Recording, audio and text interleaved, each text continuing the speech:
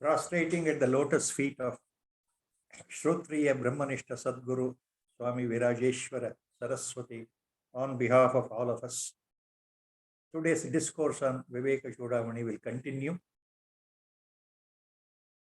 Om Shri Ganeshaya Namaha.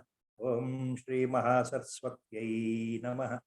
Sadashiva Samarambham Shri Shankaracharya Madhyamam Asmadacharya Paryantam Vande Guru Paramparam Shruti Smriti Purananam Alayam Karunalayam Namami Bhagavatpadam Shankaram Loka Shankaram Shankaram Shankaracharyam Keshavam Badarayanam Sutra Bhashyakruto Vande Bhagavantau Punah Punah Sarva Vedanta Siddhanta Gocharam Tamagocharam Govindam Paramanandam Sadgurum Pranatosmyaham Om Namo Bhagavate Virajeshwaraya Harihi Om. Last time, the verse number 414, sloka number 414, we had stopped. Samula metat paridahya sadatmani brahmani nirvikalpe tatasvayam nitya vishuddha bodha nandatmana tishtati vidvarishtaha. It was stopped there.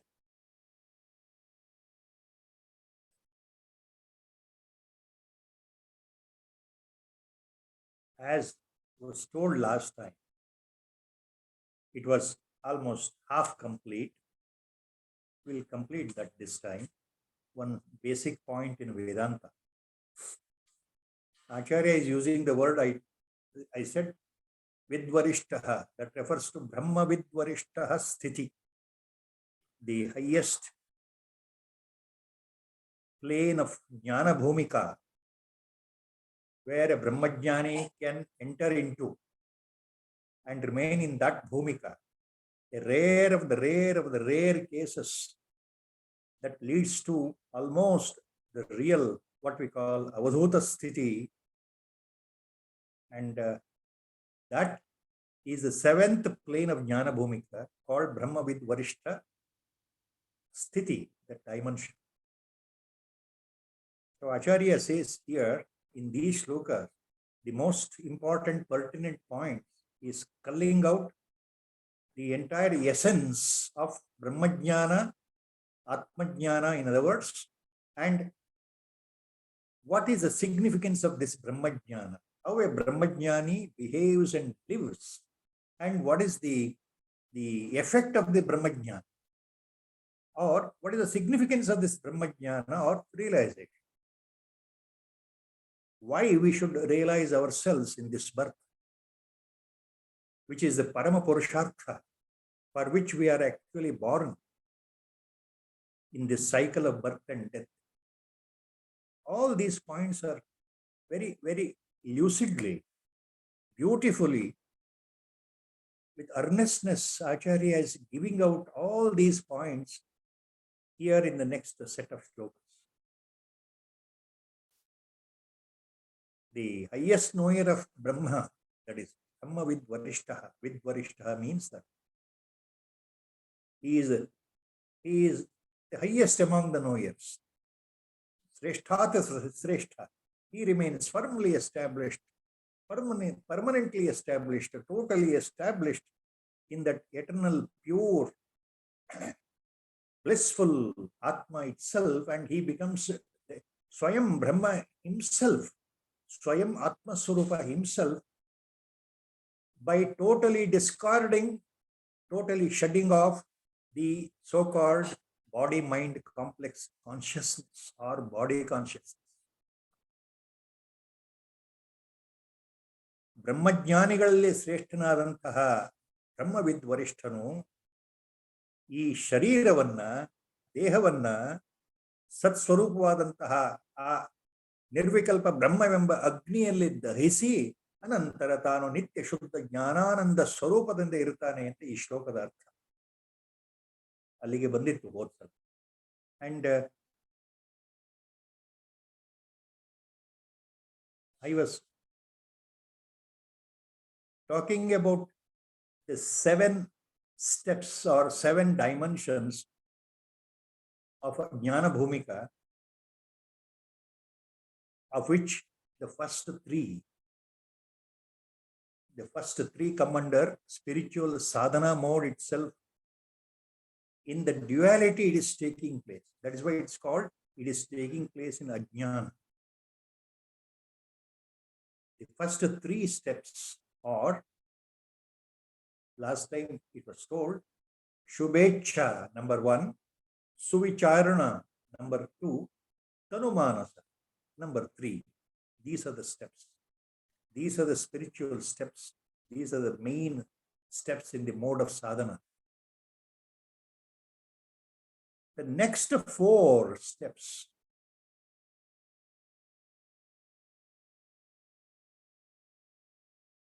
the 4th one is called Sattvapatti or Brahmavid stage. 5th one is called Asamsakti or Brahmavidvara state. 6th one is called Padartha Bhavini or Padartha Bhavana. That is called Brahmavidvariya state. And the final 7th one is called Turyaga or Brahmavidvarishta state. So the last 4 steps or Jnana Bhumikas. One point was explained last time. I'll repeat once again. Once the highest sadhaka mumukshu realizes his true nature, identity, that is no more the body, he is the Atma Sarupa. He is Sakshat Pratyakatma Sarupa. He is Sakshat, that eternal Brahma Sarupa. That Nirguna Nirvishesha Brahma Sarupa himself. Once he realizes that, he becomes a realized master or a Brahmajnani or a Atmajnani. So the 4th, 5th, 6th, 7th steps, they're all Brahmajnanis, no doubt, absolutely. We have to always remember one point here. There is nothing like a gradation that one step is higher than the previous step. ಈ ಸಪ್ತಜ್ಞಾನ ಭೂಮಿಕೆಗಳಲ್ಲಿ ಶುಭೇಚ್ಛ, ಸುವಿಚಾರಣ, ತನುಮಾನಸಾದ ನಂತರ ಇವೆಲ್ಲ ಅಜ್ಞಾನದ ಭೂಮಿಕೆಯಲ್ಲಿ ಬರತಕ್ಕಂತಹ ಮೆಟ್ಟಲುಗಳು. ಮುಂದೆ ಬರತಕ್ಕಂತಹ 4 ಮೆಟ್ಟಲುಗಳು ಯಾವುದು? ಸತ್ವಾಪತ್ತಿ ಅಂದ್ರೆ ಬ್ರಹ್ಮವಿತ್ ಸ್ಥಿತಿ, ಆಮೇಲೆ ಅಸಂಸಕ್ತಿ, ಬ್ರಹ್ಮವಿದ್ವರ ಸ್ಥಿತಿ, ಪದಾರ್ಥಾಭಾವಿನ, ಇದು ಬ್ರಹ್ಮವಿದ್ವರೀಯ ಸ್ಥಿತಿ, ಮತ್ತು ತುರ್ಯಗ 7ನೇ ಬ್ರಹ್ಮವಿದ್ವರಿಷ್ಠ ಸ್ಥಿತಿ. ಇವೆಲ್ಲ ಸ್ಥಿತಿಗಳು ಬ್ರಹ್ಮಜ್ಞಾನಿಗಳನ್ನ ಕುರಿತೇ ಹೇಳಿರ್ತಕ್ಕಂಥದ್ದು. ಇದರಲ್ಲಿ ಇದು ಹೆಚ್ಚಿನದು, ಇದು ಕಡಿಮೆದು ಅನ್ನೋ ಪ್ರಶ್ನೆನೇ ಬರೋಲ್ಲ ವೇದಾಂತದಲ್ಲಿ. ಎಲ್ಲ ಸ್ಥಿತಿಗಳು ಬ್ರಹ್ಮಜ್ಞಾನಿಯನ್ನೇ ತೋರಿಸ್ತಾ ಇದೆ, ಬ್ರಹ್ಮಜ್ಞಾನಿಯನ್ನ ಕುರಿತೇ ಹೇಳ್ತಾ ಇರತಕ್ಕಂಥ ಸ್ಥಿತಿಗಳು. ಆದರೆ ವಾಡಿಕೆಯಲ್ಲಿ ಜ್ಞಾನಿಗಳ ವ್ಯವಹಾರ ಹೇಗಿರುತ್ತೆ, ಕೆಲವು ಸಂದರ್ಭದಲ್ಲಿ, ವಿಶೇಷ ಸಂದರ್ಭಗಳಲ್ಲಿ ಕೆಲವು ಮಹಾತ್ಮರು, ಸಾಕ್ಷಾತ್ ಬ್ರಹ್ಮಜ್ಞಾನಿಗಳು, ಆತ್ಮಜ್ಞಾನಿಗಳು ತಮ್ಮ ವಿಚಿತ್ರವಾದ ನಡವಳಿಕೆಯಿಂದ, ರೀತಿ ನೀತಿಗಳಿಂದ ಯಾವ ರೀತಿ ತಮ್ಮನ್ನು ತಾವು ತೋರಿಸ್ಕೊಳ್ತಾರೆ ಜಗತ್ತಿಗೆ, ಜನಗಳಿಗೆ ಅನ್ನೋ ದೃಷ್ಟಿಯಿಂದ ಇಲ್ಲಿ 4 ಹಂತಗಳನ್ನು ಹೇಳಲಾಗಿದೆ. ಮೂಲತಃ ಎಲ್ಲರೂ ಬ್ರಹ್ಮಜ್ಞಾನಿಗಳೇ, ಎಲ್ಲರೂ ಸ್ವಂತ ಬ್ರಹ್ಮನನ್ನ ಅರಿತು ಬ್ರಹ್ಮವೇ ಆಗಿರ್ತಕ್ಕಂಥವರು, ಆತ್ಮಜ್ಞಾನ ಸಂಪನ್ನರಾಗಿರ್ತಕ್ಕಂಥವರೇ ಆಗಿದ್ದಾರೆ. ಅವರಿಗೆ ಪುನರ್ಜನ್ಮ ಇಲ್ಲ, ಅವರೆಲ್ಲರೂ ಜೀವನ್ಮುಕ್ತರೇ ಆಗಿದ್ದಾರೆ. ಇದು ಮೊದಲನೇ ನಾವು ನೆನ್ಪಿಟ್ಕೊಳ್ಬೇಕಾಗಿರೋ ವಿಷಯ. ಕೇವಲ ಆ ಜೀವನ್ಮುಕ್ತಿಯ ವಿಲಕ್ಷಣವಾದ ಆನಂದವನ್ನ, ಆ ಪರಮಾನಂದವನ್ನ ಅನುಭವಿಸ್ಲಿಕ್ಕೆ ಕೆಲವು ಸಂದರ್ಭಗಳಲ್ಲಿ, ಕೆಲವು ವಿಶೇಷ ಸಂದರ್ಭಗಳಲ್ಲಿ ಕೆಲವು ಮಹಾತ್ಮರು, ಎಲ್ಲರೂ ಅಲ್ಲ, ಕೆಲವು ಮಹಾತ್ಮರು, ಕೆಲವು ಬ್ರಹ್ಮಜ್ಞಾನಿಗಳು, ಕೆಲವು ಮಹಾಪುರುಷರು, ಕೆಲವು ಸಂತ ಪುರುಷರು ತಮ್ಮ ನಡವಳಿಕೆಗಳಿಂದ, ತಮ್ಮ ರೀತಿ ನೀತಿಗಳಿಂದ ಸ್ವಲ್ಪ ಮಟ್ಟಿಗೆ ಭಿನ್ನವಾಗಿ ತೋರುತ್ತಾರೆ. ಯಾಕೆ ಅಂದ್ರೆ ಆ ಜೀವನ್ಮುಕ್ತಿಯ ವಿಲಕ್ಷಣವಾದ ಆನಂದವನ್ನು ಸದಾ ಸವಿತಾ ಇರೋದ್ರಿಂದ, ಆ ಬ್ರಹ್ಮಾನಂದ ಸಾಗರದಲ್ಲಿ ಅವರು ಮುಳುಗಿರೋದ್ರಿಂದ ಜಗತ್ತಿನ ಬಗ್ಗೆ, ಹೊರ ಜಗತ್ತಿನ ಬಗ್ಗೆ ಅವರ ವ್ಯವಹಾರ ನೋಡುವವರ ದೃಷ್ಟಿಯಲ್ಲಿ ಬಹಳ ವಿಚಿತ್ರವಾಗಿ ಕಾಣುತ್ತೆ. ಆಚಾರ್ಯರು ಒಂದು ಕಡೆ ಹೇಳಿದ್ದಾರೆ, ಜ್ಞಾನಿ ಹೇಗಿರ್ತಾನೆ ಅಂತಂದ್ರೆ ಬಾಲವತ್, ಬಧಿರವತ್, ಉನ್ಮತ್ತವತ್, ಪಿಶಾಚವತ್. ಆಚಾರ್ಯರೇ ಹೇಳಿದ್ದಾರೆ, ಜ್ಞಾನಿ ಕೆಲವು ಸಂದರ್ಭದಲ್ಲಿ ಹೇಗಿರ್ತಾನೆ ಅಂದ್ರೆ ಸಣ್ಣ ಹಸುಕೂಸು, ಬಾಲಕನ ಹಾಗೆ, ಮಗುವಿನ ಹಾಗೆ ಹಠ ಮಾಡುವಂತ ಸ್ವಭಾವ, ಹಠಮಾರಿತನ ಕೆಲವು ಸಂದರ್ಭದಲ್ಲಿ ಕಾಣುತ್ತೆ. ಉನ್ಮತ್ತವತ್, ಕೆಲವು ಸಂದರ್ಭದಲ್ಲಿ ಅತ್ಯಂತ ಉನ್ಮನೀಯ ಅವಸ್ಥೆಯಲ್ಲಿ ಉನ್ಮತ್ತರಾಗಿ ಉನ್ಮಾದದಿಂದ ನೋಡುವವರ ಕಣ್ಣಿಗೆ ಇವರು ಏನಪ್ಪ ಹುಚ್ಚಿಡ್ದಿದೆಯಾ ಅನ್ನೋ ರೀತಿಯಲ್ಲಿ ಅವ್ರ ವರ್ತನೆ ಇರುತ್ತೆ. ಪಿಶಾಚವತ್, ಕೆಲವು ಸಂದರ್ಭದಲ್ಲಿ ಅತ್ಯಂತ ವ್ಯಗ್ರರಾಗಿ, ಕೋಪಾವಿಷ್ಟರಾಗಿ, ಬಳಸಬಾರದ ಭಾಷೆಯನ್ನ ಬಳಸಿ ತಮ್ಮ ವ್ಯವಹಾರವನ್ನು ತೋರಿಸ್ತಾ ಇರ್ತಾರೆ. ಎಲ್ಲಂದ್ರಲ್ಲಿ ಇರ್ತಾರಲ್ಲ ಅವರ ಜೀವನ, ಏನು ಸಿಕ್ಕಿದ್ರು ಅದನ್ನು ತಿಂತಕ್ಕಂಥದ್ದು, ಅದು ಒಂಥರ ಪಿಶಾಚವತ್. ಕೆಲವು ಸಂದರ್ಭದಲ್ಲಿ ಬಧಿರವತ್, ಬಧಿರ ಅಂತಂದ್ರೆ ಕಾಷ್ಠಮೌನ. ಕೆಲವು ವಿಶೇಷ ಸಂದರ್ಭಗಳಲ್ಲಿ ಜ್ಞಾನಿಗಳು ಸಂಪೂರ್ಣ ಮೌನವಾಗಿರ್ತಾರೆ. ಯಾರು ಏನು ಮಾತನಾಡ್ಲಿ, ಏನು ಹೇಳಲಿ, ಏನು ಕೇಳಲಿ, ಸದಾ ಮೌನದಲ್ಲೇ ಇರ್ತಾರೆ. ಎಷ್ಟೋ ಸಂದರ್ಭಗಳಲ್ಲಿ ಕೇವಲ ಮೌನವೇ ಅವರ ಪರಿಭಾಷೆಯಾಗಿರುತ್ತೆ. ಎಂತಹ ಸಂದರ್ಭದಲ್ಲೂ ವಿಚಲಿತರಾಗದೆ ಮೌನದಲ್ಲಿ, ಕಾಷ್ಠ ಮೌನದಲ್ಲಿ ಇರ್ತಾರಲ್ಲ, ಕಿವಿ ಕೇಳದ ಹಾಗೆ ಇರ್ತಾರಲ್ಲ, ಅವ್ರಿಗೆ ಏನು ನಾವು ಹೇಳಿದ ಕೇಳ್ತಾ ಇದೆಯೋ ಇಲ್ವೋ ಅನ್ನೋ ಸಂಶಯ. ಬಧಿರವತ್, ಕಿವಿ ಕೇಳದೇ ಇರುವಂತ ಸ್ಥಿತಿಯನ್ನು ಲೆಕ್ಕ. ಈ ರೀತಿ ಆಚಾರ್ಯರು ಹೇಳಿಬಿಟ್ಟಿದ್ದಾರೆ ಜ್ಞಾನಿಗಳ ವ್ಯವಹಾರ ಹೇಗಿರುತ್ತೆ ಕೆಲವು ವಿಶೇಷ ಸಂದರ್ಭಗಳಲ್ಲಿ. ಈ ಉನ್ಮತ್ತಾವಸ್ಥೆ, ಪಿಶಾಚಾವಸ್ಥೆ ಅಂತಂದ್ರೆ ಅದಕ್ಕೆ ವೇದಾಂತದಲ್ಲಿ ಅವಧೂತ ಸ್ಥಿತಿ ಅಂತ ಹೇಳುವಂತ. ಎಲ್ಲ ಬ್ರಹ್ಮಜ್ಞಾನಿಗಳು ಅವಧೂತರಾಗಬೇಕು ಅಂತ ಇಲ್ಲ. ಅವಧೂತ ಸ್ಥಿತಿಯ ಲಕ್ಷಣಗಳನ್ನ ಎಲ್ಲಾ ಬ್ರಹ್ಮಜ್ಞಾನಿಗಳು ತೋರಿಸಬೇಕು ಅಂತ ವಿಧಿ ಇಲ್ಲ. ಕೆಲವು ಸಲ, ಕೆಲವು ಸಂದರ್ಭಗಳಲ್ಲಿ ಕೆಲವು ಮಹಾತ್ಮರು ಮಾತ್ರ ಆ ರೀತಿ ಅತ್ಯಂತ ಪವಿತ್ರವಾದಂತಹ, ಯಾರಿಗೂ ಅರ್ಥ ಆಗದೇ ಇರತಕ್ಕಂತಹ ಉತ್ಕೃಷ್ಟವಾದಂತಹ ಅವಧೂತ ಸ್ಥಿತಿಯನ್ನು ತಲುಪಿಬಿಡ್ತಾರೆ. ಆ ಅವಧೂತ ಸ್ಥಿತಿ ಅದನ್ನ ನೋಡಿದವರಿಗೆ, ಹತ್ತಿರದಿಂದ ಅನುಭವಿಸಿದವರಿಗೆ ಮಾತ್ರ ಗೊತ್ತು, ಅವರ ಶಿಷ್ಯಂದ್ರಿಗೆ. ಅದನ್ನ ಆಚಾರ್ಯರು ಉನ್ಮತ್ತವತ್, ಪಿಶಾಚವತ್ ಅಂತ ವರ್ಣನೆ ಮಾಡಿದ್ದಾರೆ. ಬಹಳ ಕಷ್ಟ ಅದನ್ನು ಅರ್ಥ ಮಾಡ್ಬೋದು. So we come to the 4 next steps,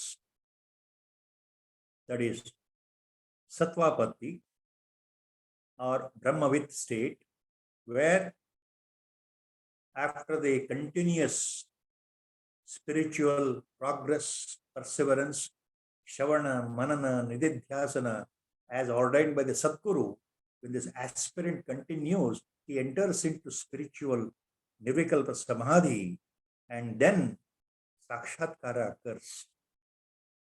Sakshatkara occurs. He realizes his true nature.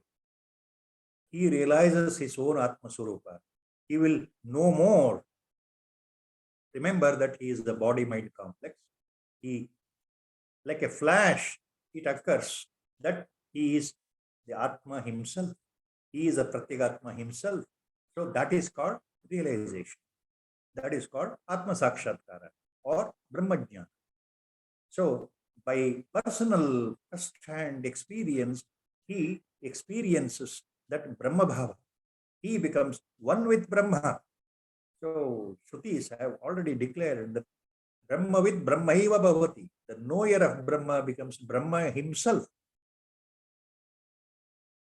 So that is Sattvapatti state, the fourth.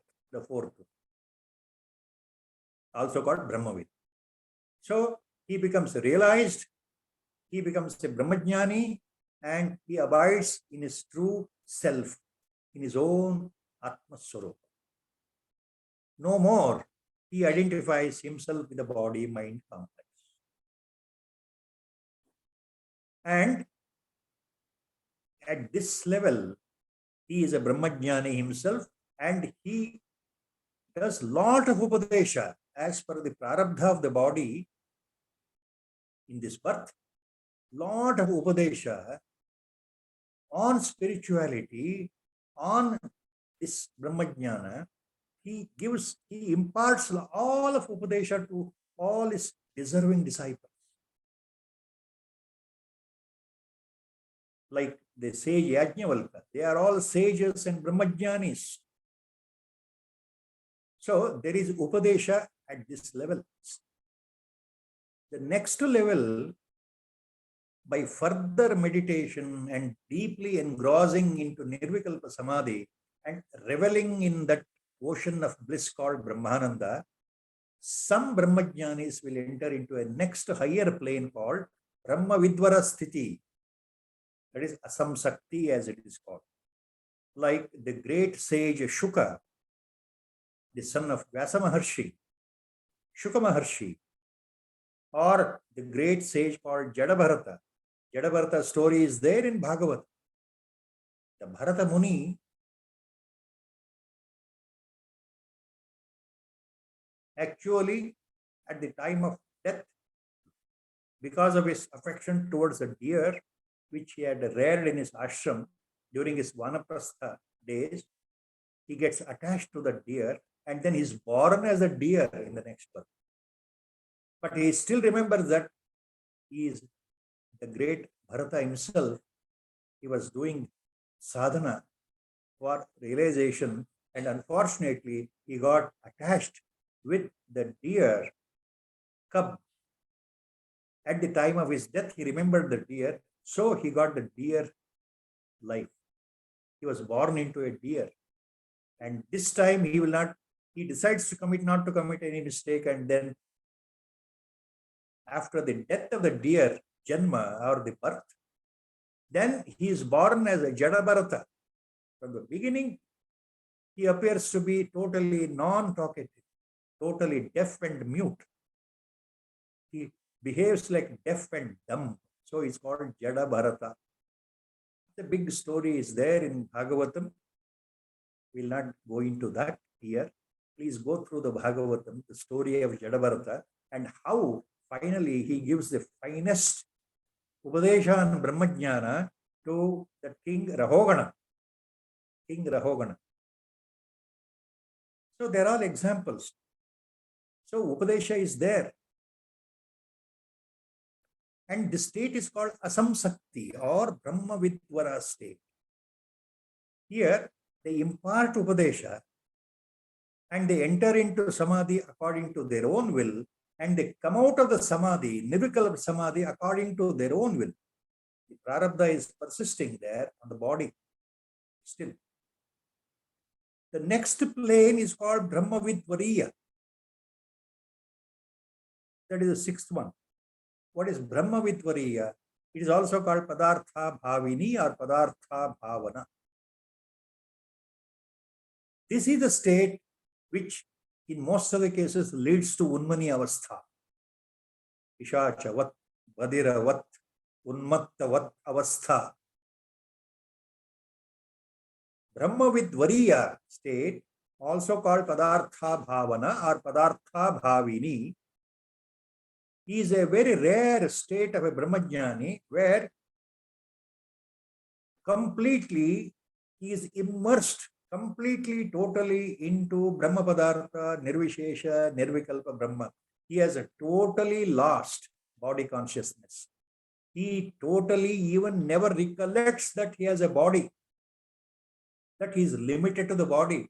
This body in which he is residing, he never identifies, never bothers about the body, where it goes, what it does. He is totally oblivious to all objects in the worldly life. He is no way concerned with the body needs. whether the body is hungry, whether the body has to feed, whether the body has to defecate, whether the body has to urinate, where the body should rest.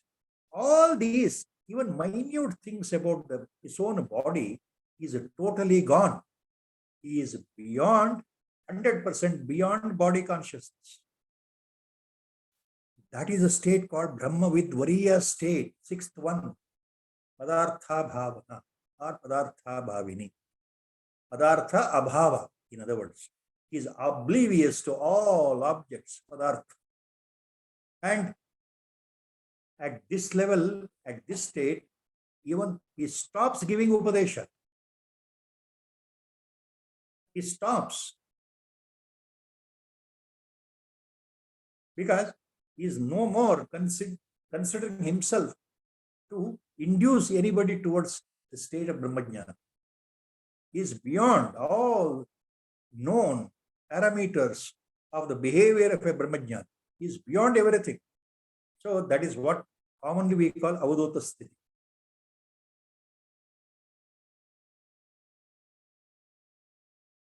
The final stage is Brahma Vidvarishtha, seventh one, seventh plane, Turyaga it is called.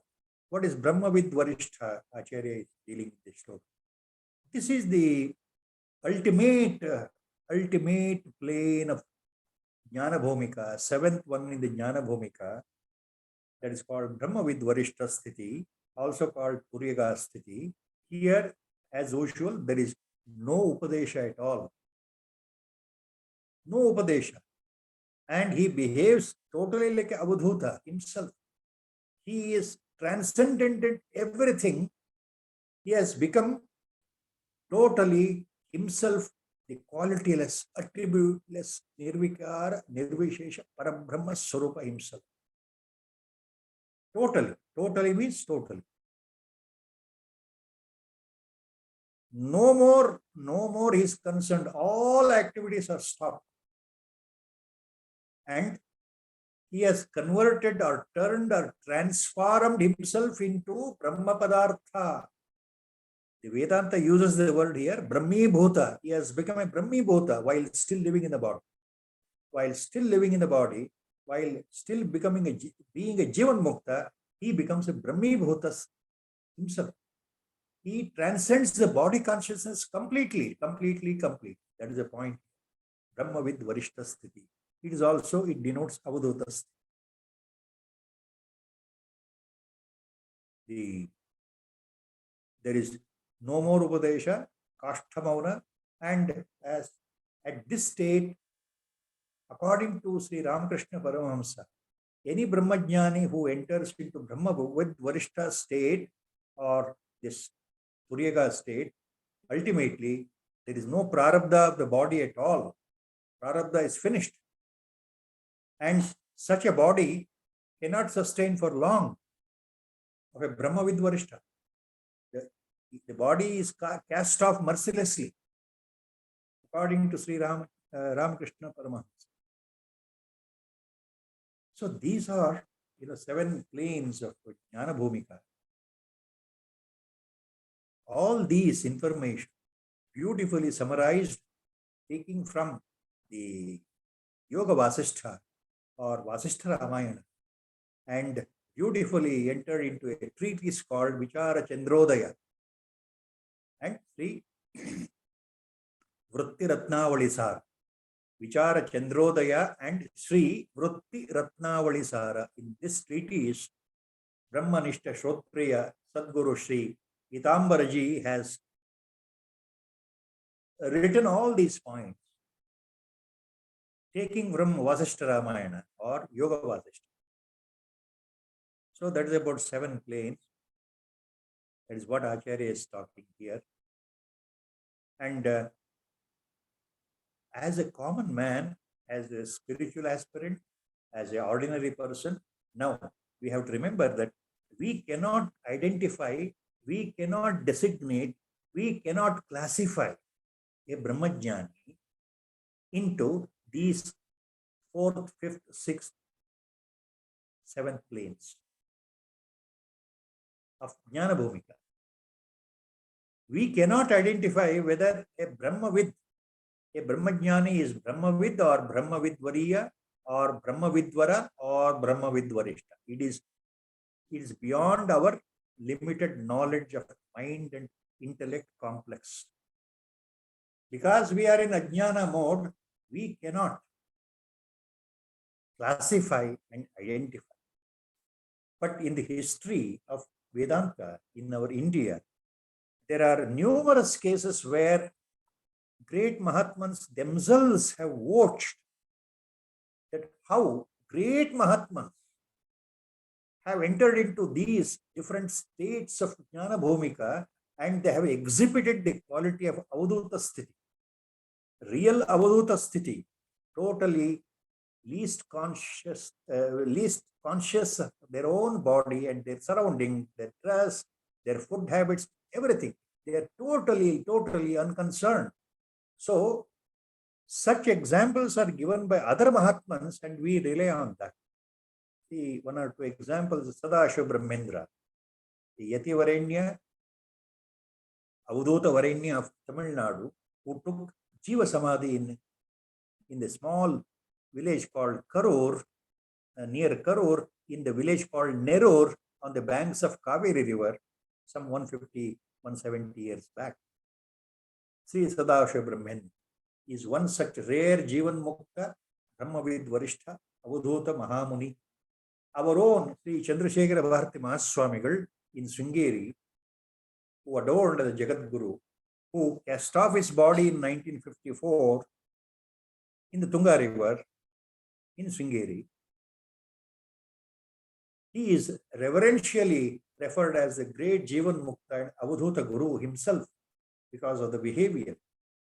Public and people did not know about the behavior. Sometimes Mahajnanis, great Mahatmans, in their Unmani Avastha, in their Unmat Avastha, they exhibit certain characters which are not common to all of us, to the onlookers. They may wear the dress, they may not wear the dress. They are least bothered about the etiquettes, mannerisms. They may roam freely, totally naked, oblivious of that people are watching. They are least concerned about their body, mannerisms, maintenance, etiquette, etc., etc., etc. Regarding food, they are least bothered. Regarding their rituals, they are least bothered. Regarding Upadesha, they are least bothered. Regarding their own method of worship, least bothered. Nothing can be said concretely. It happens. One or two small examples I can quote here, which are extensively recorded by the devotees, and it is recorded in the Sringeri Mutt history, that how our reverential Sri Chandrasekhara Bharati Mahaswamigal, a rare Jivan Mukta, a Brahmavid Varishtha, an Avadhuta himself, sometimes conducted. And onlookers, they were bewildered, they were surprised.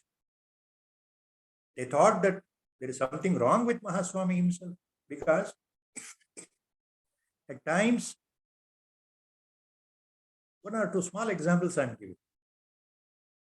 When he used to do Chandramouli Sri Sharada Puja, especially Kumkumarchana, when Lalita Sahasranama is being recited, sometimes he used to offer Kumkum Prasada for every one Nama. In Lalita Sahasranama, there are 1,000 Namas. And even when the Kumkum, vermilion powder was finished, when the recitation was finished, Lalita Sahasranama, his hand used to move from the bottom where the vermilion kumkum used to be there in the plate, and he used to offer, and his hand used to move towards the deity continuously till somebody should tell him, attendant should come and tell him that it is finished, Mahaswami. Then he used to stop. Sometimes when he used to take out the vessel, small tumbler, and start pouring water on his head while taking bath during rainy days inside Sachidananda Vilasa, the place where Jagadguru stays in Sringeri, even when the water was finished in the bucket, his hand used to do the same motion. He used to carry the small tumbler, the brass tumbler, and then put it on his head like this, as if he is pouring the water. He was oblivious of what is happening. And continuously he used to do that without even, because his mind was totally engrossed in Brahmapada. He was reveling in Sachidananda, Brahmananda Sthiti. And some attendant should watch and then come very near and closely tell Mahaswami that water is finished, your bath is finished, you can please get up. Sometimes when he used to wear ochre robe, sannyasi robe, sometimes the robe used to get disheld and gets fallen on the ground, and he never used to bother. He was not oblivious of the thing that he is totally naked as a Jagadguru of the Samsthanam Sringeri. But people are watching. So attendants used to hurriedly cover him and then put the robe around him and then drag him into his room. And it happened to that extent that they used to lock the room from outside. Why? Because people did not know at that time. Even now people don't know. What are these stages? What are these Jnana Bhumikas? What are these Brahmavidvariyas? Sixth stage, which leads to Avadhuta Sthiti, and Brahmavidvarishtha, seventh state of Jnana Bhumika, which leads to Avadhuta Sthiti. Several names are there in our Indian spiritual annals. The great Mahatman, great sage, Trailinga Swami of Kashi, a great Mahatman, a great Avadhuta India has ever seen. Swami Samartha Maharaj of Akkalkot near Sholapur, Maharashtra, another great Mahatman, Dattavatari, a great sage, an Avadhuta himself. Plenty of examples are there like that. And the great Bhagavan Nityananda of Ganeshpuri near Mumbai, who comes from Anjanagad, Kerala, a great Avadhuta himself. All such examples are there. They're all, for people like us, it may be very difficult to explain and give a rationality why they behave like that. Our mind cannot understand what are these states. Anyway, with this digression, we'll continue today to the next sloka. So Acharya continues the same point.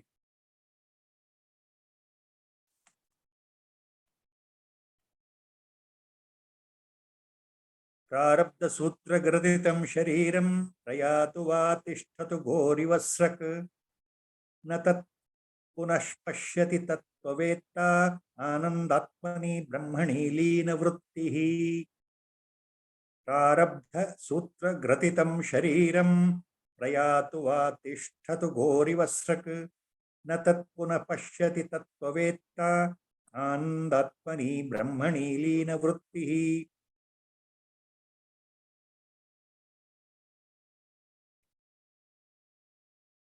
ಸದಾ ಆನಂದ ಸ್ವರೂಪನಾಗಿರ್ತಕ್ಕಂತಹ ಪರಮಾನಂದ ರೂಪವಾಗಿರ್ತಕ್ಕಂತಹ ಪರಬ್ರಹ್ಮ ಸ್ವರೂಪದಲ್ಲಿ ಮನಸ್ಸಿಟ್ಟಂತಹ ಆತ್ಮಜ್ಞಾನಿಗೆ, ಆ ಬ್ರಹ್ಮಜ್ಞಾನಿಗೆ ತನ್ನ ಮನೋವೃತ್ತಿಯನ್ನ ಆ ಬ್ರಹ್ಮದಲ್ಲಿಯೇ ಲಯ ಮಾಡಿಕೊಂಡಿರೋದ್ರಿಂದ, ಮನೋನಾಶ ಆಗಿರೋದ್ರಿಂದ, ಮನಸ್ಸು ಶುದ್ಧ ಪರಿಶುದ್ಧ ಸಾತ್ವಿಕ ತತ್ವವಾಗಿರೋದ್ರಿಂದ ಅಂತಹ ಬ್ರಹ್ಮಜ್ಞಾನಿಗೆ ಪ್ರಾರಬ್ಧದಿಂದ ಬಂದಿರತಕ್ಕಂಥ ಈ ಶರೀರ ಇದೆಯಲ್ಲ, ಪ್ರಾರಬ್ಧದಿಂದ ಜನಿಸಿರ್ತಕ್ಕಂಥ ಶರೀರ, ಇದು ಇದ್ದರೇನು, ಹೋದರೇನು, ಬದುಕಿದ್ರೇನು, ಮರಣ ಹೊಂದಿದ್ರೇನು, ಯಾವುದಕ್ಕೂ ಸಂಬಂಧ ಇಲ್ಲದೆ ಇರೋ ಹಾಗೆ ಉದಾಸೀನವಾಗಿ ಇರ್ತಾನಂತೆ ಬ್ರಹ್ಮಜ್ಞಾನಿ. ಆಚಾರ್ಯ ಹೇಳ್ತಾ ಇದ್ದಾರೆ, ಪ್ರಾರಬ್ಧ ಸೂತ್ರ ಗ್ರಥಿತಂ ಶರೀರಂ ಪ್ರಯಾತು ವಾ ತಿಷ್ಠತು. ಈ ಶರೀರ ಪ್ರಾರಬ್ಧದಿಂದ ಬಂದಿದೆಯಲ್ಲ, ಇದು ಇದ್ರೇನು, ಇದು ಬದುಕಿದ್ದು ಎಷ್ಟು ದಿವಸ ಬದುಕಿದ್ರೇನು, ಅಥವಾ ಇವತ್ತೇ ಮರಣ ಹೊಂದಿದ್ರೇನು, ಅಂದ್ರೆ ಇದು ಬದುಕಿದ್ರು ಅಷ್ಟೇ, ಬದುಕ್ತಿದ್ರು ಅಷ್ಟೇ, ಇದು ಪ್ರಾರಬ್ಧದಿಂದ ಬಂದಿದೆ, ಇದು ಹೊರಟೋಗುತ್ತೆ, ನನಗೂ ಇದಕ್ಕೂ ಸಂಬಂಧ ಇಲ್ಲ ಅನ್ನೋ ಭಾವದಲ್ಲಿ ಬ್ರಹ್ಮಜ್ಞಾನಿ ತನ್ನ ಶರೀರದ ಬಗ್ಗೆ ಅಷ್ಟರ ಮಟ್ಟಿಗೆ ಶರೀರದ ತಾದಾತ್ಮ್ಯವನ್ನು ಕಳೆದುಕೊಂಡಿರ್ತಾರೆ. ಯಾವ ರೀತಿ ಉದಾಹರಣೆ ಕೊಡ್ತಾ ಇದ್ದಾರೆ? ಕೋರಿವ ಸೃಕ್ ನ ತತ ಪುನಃ ಪಶ್ಯತಿ ತತ್ವವೇತ್ತ. ತತ್ವವೇತ್ತ ಬ್ರಹ್ಮಜ್ಞಾನಿಯು, ನೀವು ಹಸುವಿನ ಕೊರಳಿಗೆ ಕೆಲವು ಸಂದರ್ಭಗಳಲ್ಲಿ, ಸಂಕ್ರಾಂತಿ ಅಂತ ಹಬ್ಬದ ಸಂದರ್ಭಗಳಲ್ಲಿ, ಅಥವಾ ಉತ್ತರ ಭಾರತದಲ್ಲಿ UP ಮತ್ತು ಮಥುರಾ ವೃಂದಾವನ ಏರಿಯಾಗಳಲ್ಲಿ ಗೋಪಾಷ್ಟಮಿ ದಿವಸ ಗೋವುಗಳಿಗೆ ವಿಶೇಷವಾದ ಅಲಂಕಾರ ಪೂಜೆ ಮಾಡ್ತಾರೆ. ಪ್ರತಿ ಗೋಪಾಷ್ಟಮಿಯ ದಿವಸ ವಿಶೇಷವಾದ ಅಲಂಕಾರ, ವಿಶೇಷವಾದ ಹೂವಿನ ಅಲಂಕಾರ, ಹೂವಿನ ಮಾಲೆ ಹಾಕ್ತಾರೆ ಗೋವುಗಳಿಗೆ. ನಮ್ಮಲ್ಲೂ ಮಾಡ್ತಾರೆ. ಈ ಆಚಾರ್ಯರು ಈ ಉದಾಹರಣೆ ಕೊಡ್ತಾ ಇದ್ದಾರೆ. ಯಾವ ರೀತಿ ಹಸುವಿಗೆ ನೀವು ಯಾವುದೇ ಬಣ್ಣ ಬಣ್ಣದ ಹೂವಿನ ಮಾಲೆಗಳನ್ನ ನಿಮ್ಮ ಸಂತೋಷಕ್ಕೆ ನೀವು ಹಸುವಿನ ಕೊರಳಿಗೆ ಹಾಕಿದ್ರೂ ಸಹ ಹಸುವಿಗೆ ಅದರ ಬಗ್ಗೆ ಗಮನ ಇರೋದಿಲ್ಲ. ಅದು ತನಗೆ ಹಾಕಿದ ಮಾಲೆಯ ಬಗ್ಗೆ ಉದಾಸೀನವಾಗಿರುತ್ತೆ. ಆ ರೀತಿ ಯಾವ ರೀತಿ ಹಸು ತನ್ನ ಕೊರಳಲ್ಲಿ ಹಾಕಿರೋ ಮಾಲೆ ಬಗ್ಗೆ ಉದಾಸೀನವಾಗಿದೆಯೋ, ಬ್ರಹ್ಮಜ್ಞಾನಿಯೋ ತನ್ನ ದೇಹದ ಬಗ್ಗೆ, ಅದರ ಇರುವಿಕೆ ಬಗ್ಗೆ, ಅದರ ಮರಣದ ಬಗ್ಗೆ ಯೋಚನೆ ಮಾಡೋದಿಲ್ಲ. ಇದು ಆಚಾರ್ಯರು ಕೊಟ್ಟ ಉದಾಹರಣೆ. So he gives an example here in the shloka. ಪ್ರಾರಬ್ಧ ಸೂತ್ರ ಗ್ರಥಿತಂ ಶರೀರಂ ಪ್ರಯಾತು ವಾ ತಿಷ್ಠತು ಗೋರಿವಸ್ರ ನ ತತಃ ಪುನಃ ಪಶ್ಯತಿ ತತ್ವವೇತ್ತ ಆನಂದಾತ್ಮನಿ ಬ್ರಹ್ಮಣಿ ಲೀನವೃತ್ತಿ. Just like he gives an example here, actually. When you garland a cow, you feel happy that you are garlanding. But the cow as an animal doesn't understand the significance. It is not bothered about which garland you are putting, which flower garland you are putting on its neck. It's least bothered. Just like that, a Brahmajnani, Tattvetta na tata puna pashyati, prarabdha sutra graditam shariram prayatu vatishtatu. Just like the cow doesn't bother about the garland of flowers in its neck put by human beings. Tattvetta na tat puna pashyati tattvetta. The realized master, a Brahmajnani, a Jivan Mukta, a Sthita Prajna, he is not bothered. He will never think of what? About the body which has come because of Prarabdha, which is born out of Prarabdha, this body, with whom he never identifies anymore. Whether his body remains, whether it is alive, whether it is going to die today or tomorrow, by whatever method, he is least bothered. Na tata puna pashyati tattvavetta, because sada anandatmani brahmani leenavrutti, his mind, he is totally reveling in Brahmananda. He has himself become an ocean of Brahmananda. He is enjoying the bliss. He is reveling in the bliss because he has become Sampurna Parabrahma Rupa himself. No more he considers him as a body. That is the point Acharya is making here. He will not care anymore again and again. He is not bothered about his own body. Why? Again Acharya continues. Akhandanandamatmanam vijñāya swasvarupataha kimichan kasya va hetor deham pushnati tattvavit. Akhandanandamatmanam vijñāya swasvarupataha kimichan kasya va hetor deham pushnati tattvavit. Acharya says, Kimichan kasyava hetoh deham pushnati tattvavit. Tattvavit kimichan deham pushnati. Keywords. Tattvavit kimichan pushnati deham. Keywords. ಏನು ಹೇಳ್ತಾ ಇದ್ದಾರೆ ಆಚಾರ್ಯರು? ತತ್ವಜ್ಞಾನಿಯು ಬ್ರಹ್ಮಜ್ಞಾನ ಉಂಟಾದ ನಂತರ, ಆತ್ಮಜ್ಞಾನ ಸಂಪನ್ನನಾದ ನಂತರ, ತನ್ನ ಸ್ವಸ್ವರೂಪದಲ್ಲಿ ತಾನು ಯಾರು ಅಂತ ಅರ್ಥ ಆದ ನಂತರ, ತಾನು ಈ ದೇಹ ಶರೀರ ಮನಸ್ಸು ಅಲ್ಲವೇ ಅಲ್ಲ, ತಾನು ಸಾಕ್ಷಾತ್ ಆ ನಿರ್ಗುಣ ಪ್ರತ್ಯೇಗಾತ್ಮ ಸ್ವರೂಪನೇ ಆಗಿದ್ದೇನೆ ಅಂತ ತಿಳ್ಕೊಂಡ ನಂತರ, ತನ್ನ ಆತ್ಮವೇ ತಾನಾಗಿದ್ದೇನೆ ಅಂತ ಅರಿತುಕೊಂಡ ನಂತರ, ಸ್ವಂತ ನೇರ ಅನುಭವದಲ್ಲಿ ಬಂದ ನಂತರ, ಆ ನಿರ್ವಿಕಲ್ಪ ಸಭಾನಿಯಲ್ಲಿ ಪರಮಾತ್ಮನ ಕೃಪೆಯಿಂದ ಆತನಿಗೆ ಅರಿವು ಉಂಟಾದ ನಂತರ, ಆ ಅರಿವು ಬಂದ ಮೇಲೆ ಆತ ಇನ್ನ ಮುಂದೆ ಏನು ಬಯಸ್ತಾನೆ? ಪರಮ ಪುರುಷಾರ್ಥವಾದ ಮೋಕ್ಷ ಪ್ರಾಪ್ತಿಯೇ ಆತನಿಗೆ ಬಂದಿರಬೇಕಾದ್ರೆ, ಇನ್ನು ಮತ್ತೆ ಪುನರ್ಜನ್ಮವೇ ಇಲ್ಲ ಅಂತ ಬಂದಿರಬೇಕಾದ್ರೆ, ಶರೀರ ಇದ್ದಾಗಲೇ ಆತ ಜೀವನ್ ಮುಕ್ತನಾಗಿದ್ದಾನೆ ಅಂತ ಅನ್ಬೇಕಾದ್ರೆ, ಆತ ಮುಕ್ತಿಯನ್ನು ಹೊಂದಿದ್ದಾನೆ ಅಂತ ಆದಾಗ ಆತ ಮುಂದೆ ಏನನ್ನು ಬಯಸ್ತಾನೆ? ಯಾವುದಕ್ಕೋಸ್ಕರ ಬಯಸ್ತಾನೆ? ಯಾವ ಸುಖಕ್ಕೋಸ್ಕರ ಆತ ತನ್ನ ದೇಹವನ್ನು ಪೋಷಣೆ ಮಾಡ್ತಾನೆ? ಯಾರಿಗೋಸ್ಕರ ಆತ ಏನನ್ನ ಇಚ್ಛೆ ಪಡ್ತಾನೆ ಅಂತ ಅರ್ಥ. ಬೃಹದಾರಣ್ಯಕ ಉಪನಿಷತ್ತಲ್ಲಿ ಯಾಜ್ಞವಲ್ಕ್ಯರ ಉಪದೇಶ ಕೊಡೋದ್ರಲ್ಲಿ ಒಂದು ಮಹಾಮಂತ್ರ ಇದೆ. ಆ ಮಂತ್ರದ ಛಾಯೆ ಈ ಶ್ಲೋಕದಲ್ಲಿ ಆಚಾರ್ಯರು ತಗೊಂಡಿದ್ರು. ಉಪನಿಷತ್ತಲ್ಲಿ ಕಿಮಿಚ್ಛನ್ ಕಸ್ಯ ಕಾಮಾಯ ಶರೀರಂ ಅನುಸಂಜ್ವರೇ ಅಂತ ಯಾಜ್ಞವಲ್ಕ್ಯರು ಕೇಳ್ತಾರೆ. ಒಬ್ಬ ಬ್ರಹ್ಮಜ್ಞಾನಿ ಕಿಮಿಚ್ಛನ್ ಕಸ್ಯ ಕಾಮಾಯ ಶರೀರಂ ಅನುಸಂಜ್ವರೇ, ಯಾವುದಕ್ಕೋಸ್ಕರ, ಯಾವ ಪುರುಷಾರ್ಥಕ್ಕೆ, ಯಾವ ಪ್ರಯೋಜನಕ್ಕೆ ತನ್ನ ಈ ದೇಹವನ್ನು ತಾನು ಅಂತ ತಿಳ್ಕೊಳ್ತಾನೆ. ಒಮ್ಮೆ ಅದು ತಾನು ದೇಹ ಅಲ್ಲ ಅಂತ ಆದಮೇಲೆ ಯಾವ ಪುರುಷಾರ್ಥಕ್ಕೋಸ್ಕರ ದೇಹವನ್ನು ಬಯಸ್ತಾನೆ, ತನ್ನ ದೇಹದ ಬಗ್ಗೆ ತಾನೇ ಆಸೆ ಪಡ್ತಾನೆ, ತಾನೇ ಮೋಹ ಪಡ್ತಾನೆ. ಒಬ್ಬ ಬ್ರಹ್ಮಜ್ಞಾನಿ, ಒಬ್ಬ ತತ್ವವಿತ್, ಒಬ್ಬ ಆತ್ಮಜ್ಞಾನಿ ಅಂತ ಅಲ್ಲಿ ಯಾಜ್ಞವಲ್ಕ್ಯರು ಹೇಳೋ ಮಾತು ಬೃಹದಾರಣ್ಯಕ ಉಪನಿಷತ್ತು. ಅದರ ಛಾಯೆನಲ್ಲಿ ಆಚಾರ್ಯರು ಹೇಳ್ತಾ ಇದ್ದಾರೆ ಇಲ್ಲಿ ಈ ಶ್ಲೋಕ. So what Acharya says here, Akhandanandamatmanam Vijnaya Swaswarupatah Akhandanandamatmanam Vijnaya Tatvavit Kimachin Kasyava Hetor Deham Pushnati. Kimachan Kasyava Hetor Deham Pushnati Tatvavit. After realizing the blissful state of Atmaswarupa as his real nature, after realizing his own true nature, after identifying his own true reality, a Tattvavit, a Brahmajnani, a Jivan Mukta, an Atmajnani, next, when he discards that he is no more the body complex, for what purpose? For whose benefit, for whose sake the Brahmajnani will nourish his own body? For what benefit? He has discarded the body consciousness completely. So for whose sake he is concerned with his own body? He is not bothered whether the body lives or dies. Totally non-attached with the body-mind complex. That is the point.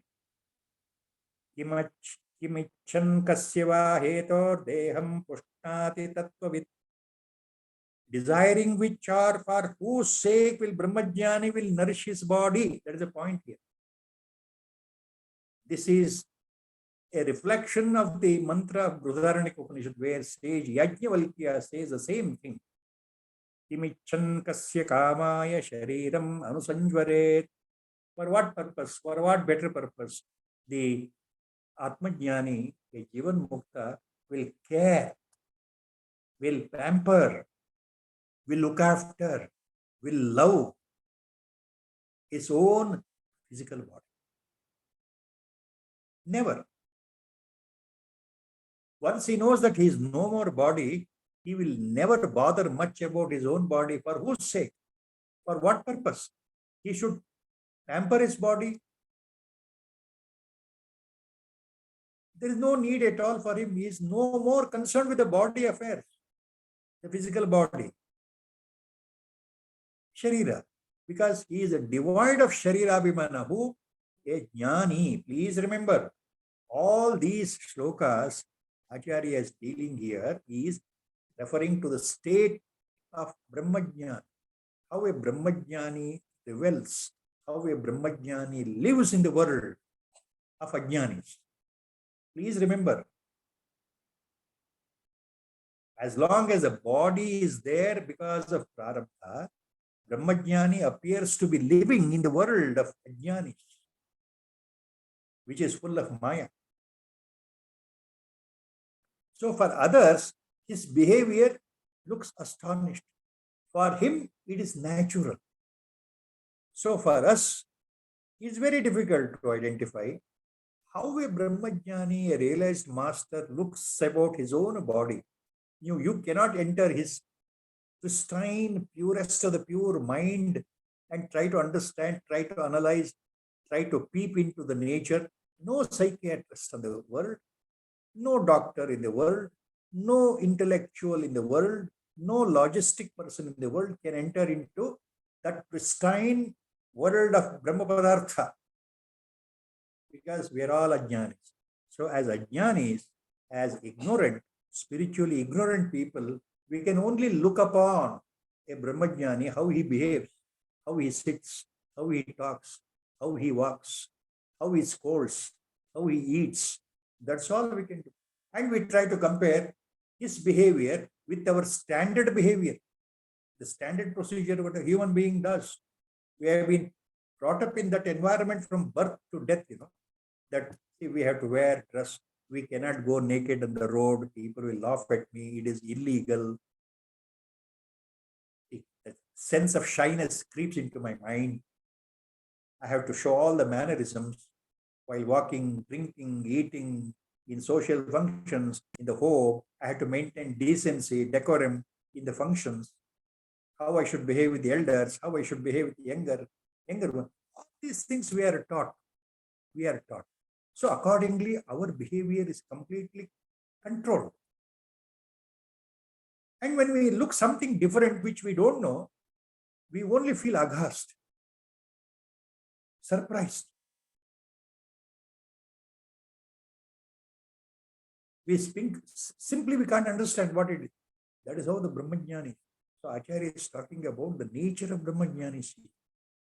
Nature of Brahmajnanis, how they behave, how they live. So what is then Acharya is culminating these points about the importance of realization, importance of Brahmajnana. Why it is a Parama Purushartha.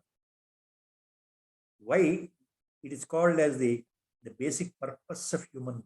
Why we are born as human being, in order to understand who I am really. Why it is so important? What is the significance of Brahmajnana? Why the Brahmajnana should be there, first of all? Why I should get the Atmajnana? Common point. Common point. A lot of people will question, why all these tapas and meditation, japa? Why you should go behind a guru, search a guru, try to understand whether he is a jnani or not, try to put him into your own methods of testing, and then go according to him, bow down, follow his instructions, consider him as your guru, and do all rigorous sadhana. Why? They also are human beings and we are also human beings. They also eat, we also eat. They also sleep, we also sleep. They also die, we also die. Why all this Allah Balla about sadhana? Am I not happy with my life? Am I not happy with?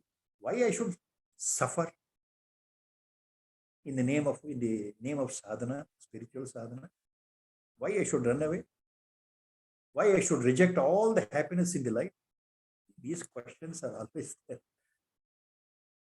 That means, what is the importance of Atmajnana? Why?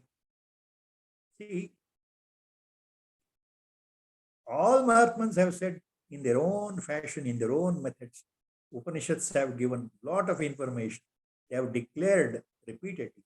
Bhagavad Gita, Lord also declares repeatedly. Brahma Sutra also declares repeatedly.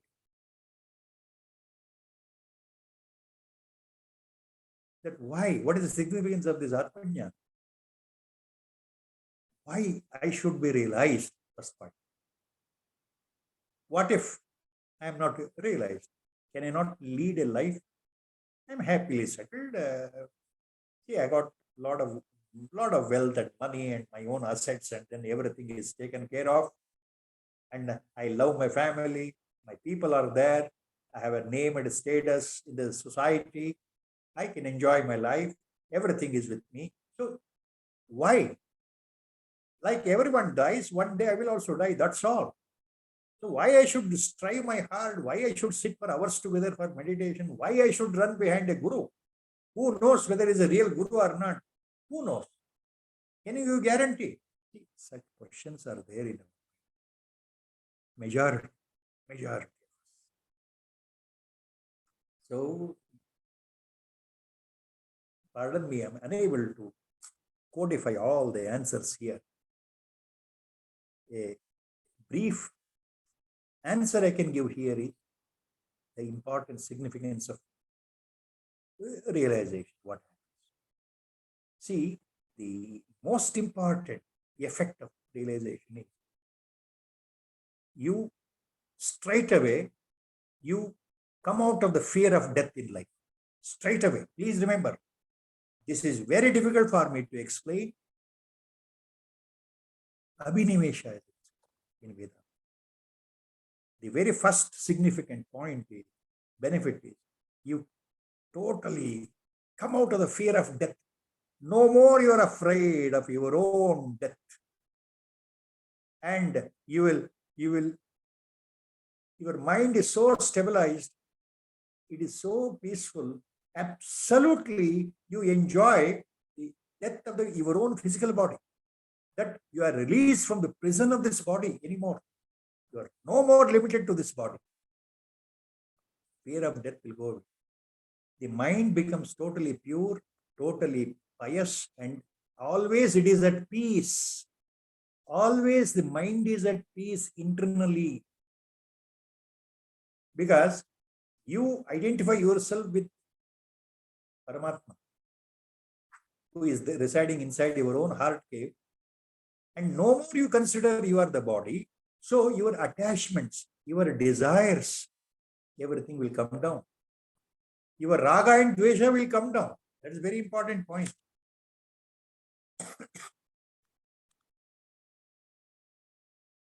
Your anger will come down. You are devoid of all these things. Vitaraga bhayak krodha.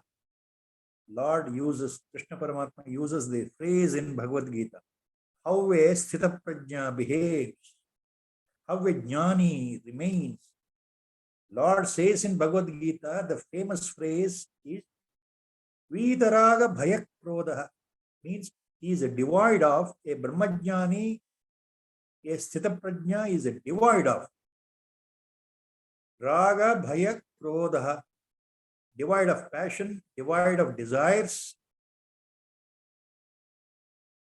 devoid of total anger, hatredness, jealousy, everything is devoid of. He simply becomes a witness, pure witness to whatever happens in the life, in this so-called worldly life where he is taking part. He remains as a witness to see how his body is moving, how his body is behaving. He is no more concerned.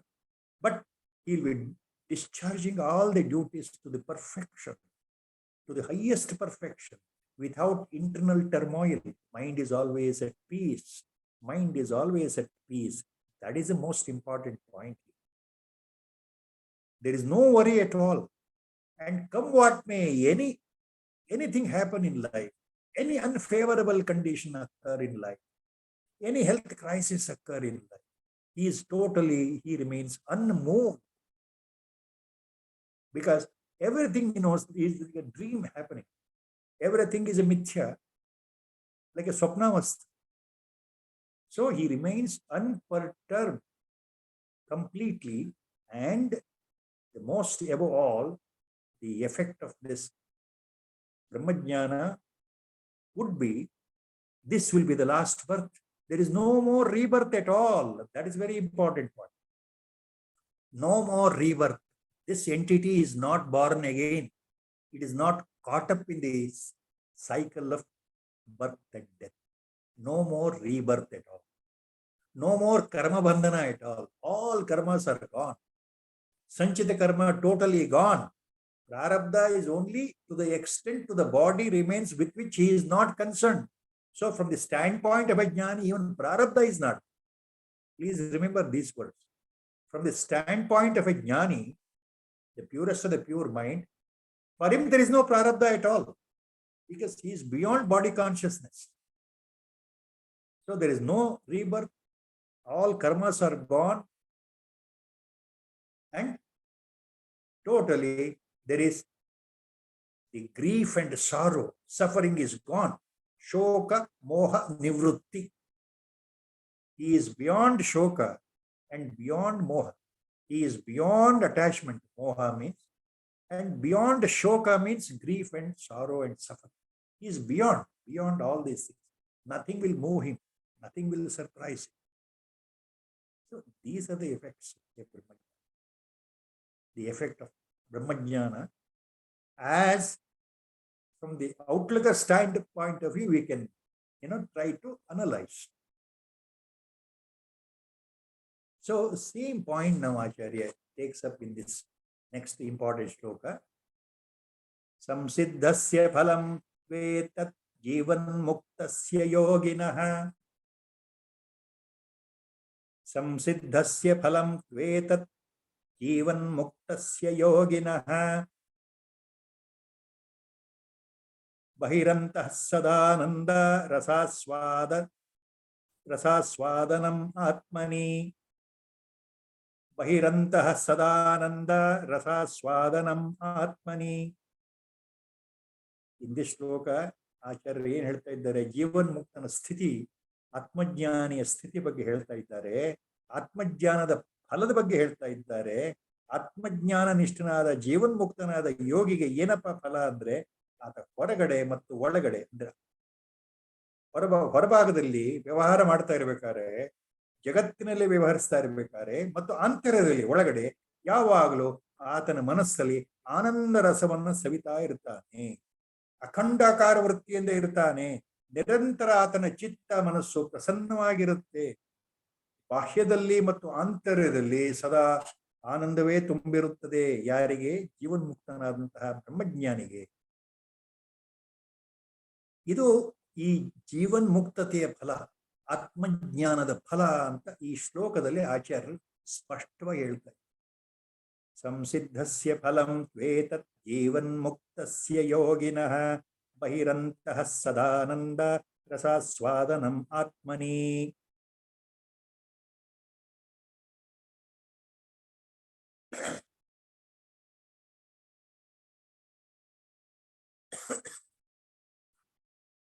For a Jivan Mukta or for a Atmajnani,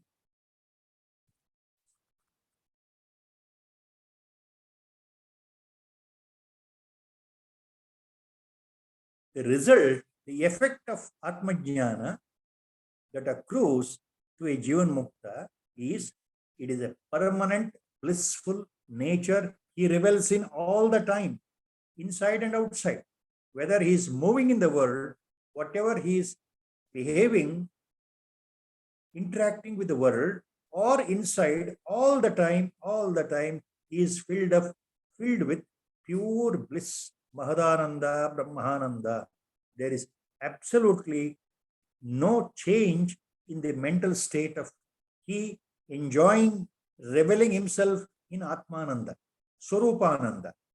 So for a Jivan Mukta or a Brahmajnani, this is the fruit of the effort. This is the fruit. Samsiddhasya phalam tve tu etat Jivan Muktasya yoginah. So this is the reward, this is the fruit for a Jivan Mukta. And Mahaswami, Chandrasekhara Bharati Mahaswami, one commentary while writing on this shloka, he says, even when a Jivan Mukta, Brahmajnani or Atmajnani is behaving and interacting with the worldly affairs, with the worldly people, even when a Brahmajnani is interacting with worldly people, living in the world, talking to the people like any other person, with all these things, when he enters into worldly consciousness and behaves with the worldly people, still there is no eclipse of joy and ananda as far as his mind or mental state is concerned. This is what Mahaswami writes. Chandrasekhar Bharati Mahaswami writes here. Even when a Brahmajnani enters into the daily routine activity, worldly activity, his mind is always reveling in Purna Brahma. His mind is steadfast. It is attuned to the locus of Brahma. He always remembers he is the Brahma Padartha. He always remembers he is the Atma Swarupa. He always remembers he is not the body anymore. He always remains as a pure witness to what is happening in front of him, and he is only a witness. What his body is doing, what he is talking, he is a witness to that himself. He is no more attached, no more concerned. Internally. That is the point Mahaswami himself writes. So he calls a Jivan Mukta entering into Vyavahara, a Jivan Mukta entering into worldly life. He calls it as a particular yoga known Vyuthana Yoga. Vyuthana Yoga Dasha. What is Vyuthana Yoga Dasha? A Jivan Mukta Brahmajnani at times comes back to worldly sense and behaves like a normal person, behaving with the normal people, interacting with normal people in a normal way. So this effect is called Vyuthana Yoga Dasha, as per Chandrasekhara Bharati Master. So this will not curtail, it will not impact on his nature of Brahmananda. He remains steadfast in his Atmananda Swarupasti all the time. So with Guru Sankalpa, we are stopping here at the shloka number 417 today. Sri Rama Jaya Rama Jaya Jaya Rama, Sri Rama Jaya Rama Jaya Jaya Rama, Sri Rama Jaya Rama Jaya Jaya Rama, Sri Rama Jaya Rama Jaya Jaya Rama. Hari Om Tat Sat. Om Namo Bhagavate Virajeshwara. Hari Om, sir. Thank you so much. Today's was so insightful, especially on the various states of Brahmajnanis. So we all come to know that Brahmajnanis are all one, but I think different flavors of Brahmajnana would be more appropriate. I would think as you said, there is no gradation. But why Brahmajnana is very, very Again, it is according to the prarabdha of the sharira, some enter into avadhuta sthiti. I can tell you in a very short way. Why and how, nobody can answer. It is the prarabdha of the sharira. That is what Mahaswami himself once openly said when he was asked, Mahaswami, why you behave like this at times? He said, this is the prarabdha of the body. Smilingly he said. Thank you, sir. Hari Om. Hari Om. So next week, yes, sir. Friday. Yes. Okay. 4:30 Friday. 4:30.